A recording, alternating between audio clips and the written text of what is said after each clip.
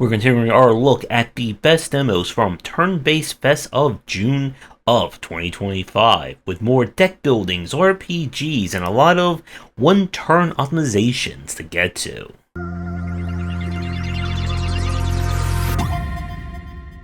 We are starting things off with Lurks Within Walls. This is a dungeon crawler meets horror game.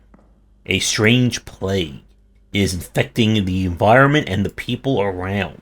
In order to make sense out of this, we are going to have to walk one tile at a time and get into turn-based combat. I love the art style and the kind of monster designs in this one. It's definitely going for very much that, what the heck is this thing? It kind of looks like it could exist, but not really, and why are there so many appendages coming out of it? Now, the demo itself is a bit on the short side, and I really only had a chance to see a little bit of the combat system, and that's about it. Combat is turn-based, and you'll be able to choose between different weapons and then different attacks or different ways to aim, which will affect whether or not you have a chance of hitting. I would like to have seen a little bit more meat to the gameplay, in terms of like gear, any kind of progression, just something a little bit more advanced. The game definitely has the art style down. I'm curious to see where it's going to go in the finished title, but if you're in the mood for a little bit of spookiness to go with your dungeon crawling or dungeon walking in this sense, then I would at least give this one a try. Now we switch over to a Lost in Prayer. This is a traditional roguelike with a twist that we are trying to get into, I guess, the afterlife, and both heaven and hell is standing in our way. And we're going to have to decide which one we're going to go after in order to get a nice and peaceful rest. But to do that, we're going to have to be murdering lots and lots of creatures. The twist of Lost in Prayer is every time you die, whatever is the cause of your death becomes an unlocked character that you can then choose for subsequent runs.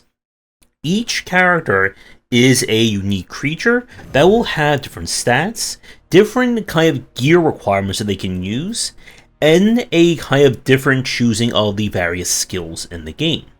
What they do is that most of the skills are kind of meant to be very broad.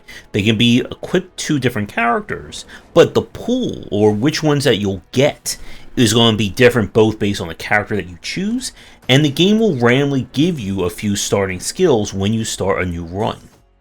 So with that, the general combat here is more on the lines of a traditional roguelike. You will go with an I go, you go style, and you'll be able to push, pull, debuff, buff, and so on enemies in order to get past them.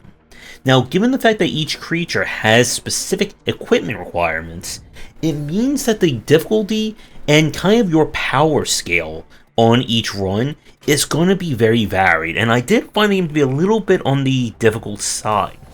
If, let's say, your character needs spell orbs, for instance, as their main source of weapon damage, and you find nothing but axes and maces, you're not going to be able to do too much damage. And while you do get skills that can kind of circumvent the damage requirements, such as pushing or pulling enemies into pits, it still isn't enough when the game just like spawns a room with 6 enemies who all promptly beat you up. And I did find kind of the stat scaling to be a little extreme, going from like floor 1 to floor 2 in terms of what the enemy was able to do to me versus what I was able to do to them. But with that said, the game's going to be going to early access very shortly, and I'm sure they'll have plenty of time to work out any balancing issues and stuff like that.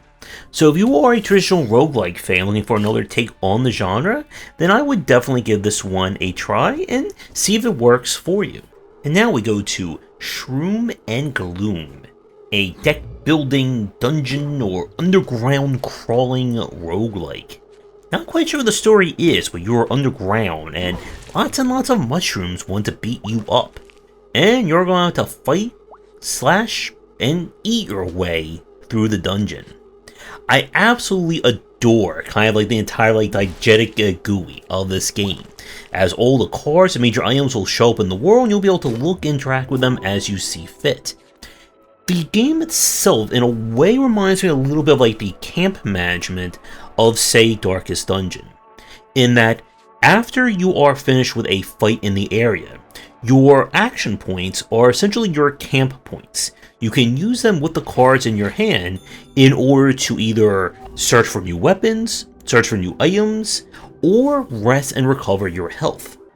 A big aspect from what we saw in this demo is that you'll need to kill enemies using fire attacks or specific fire attacks to turn them to nice toasty snacks that you can either eat, power yourself up, or spend in shops for all manner of items. You will of course decide which paths you will take in our mushroom-filled dungeons. Now, the difficulty of this one, it's really hard to tell from the demo where that is going to lead. I didn't see a lot in terms of like full-on ramping or engine building in this one, in that there wasn't really a way to like upgrade your cards other than getting cards that give you like bonus to attack and that kind of thing. Eating or recovering health is a major part of this, so you will always have to balance your health with eating the food, which is also your currency and that kind of thing. Very interesting take, and definitely one that I want to check out more when it is released. So if you're feeling a little hungry for some deck building, I would give this one a try. And for the last game of our showcase today, this is Into the Grid.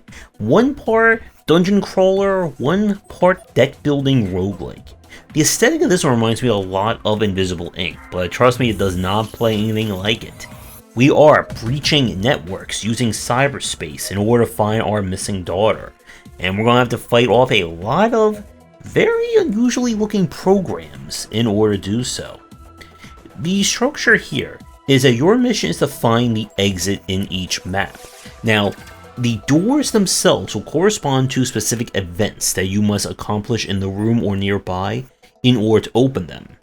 There are trace programs that will punish you for performing a specific action in a room.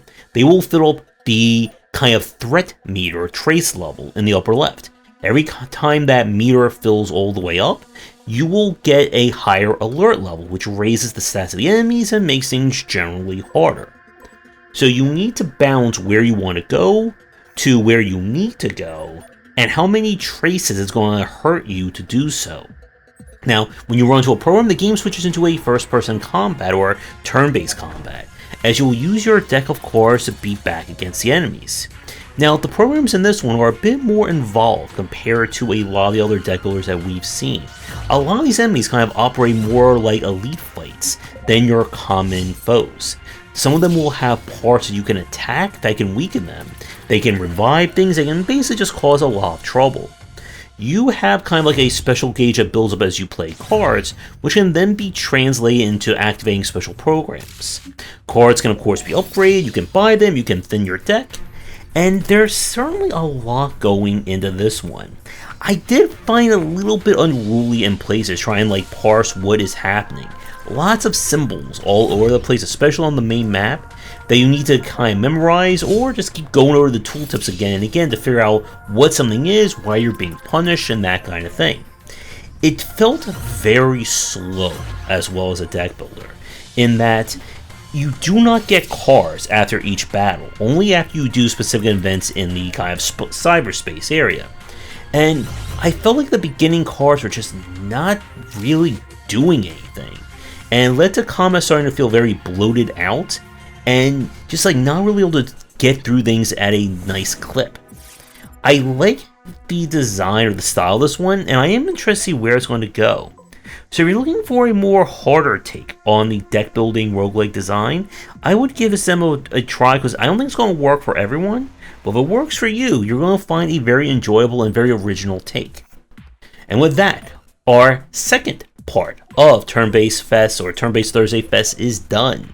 We'll be back with the conclusion real soon. Let me know what you think about these games down below, and I will see everyone in our next video and for our next showcase stream. Thanks for watching, and a special thank you to our Patreon supporters. If you enjoyed the video, do the YouTubing stuff, be sure to visit our Discord and Patreon, and if you're interested in more in my thoughts on design, check out my game design books.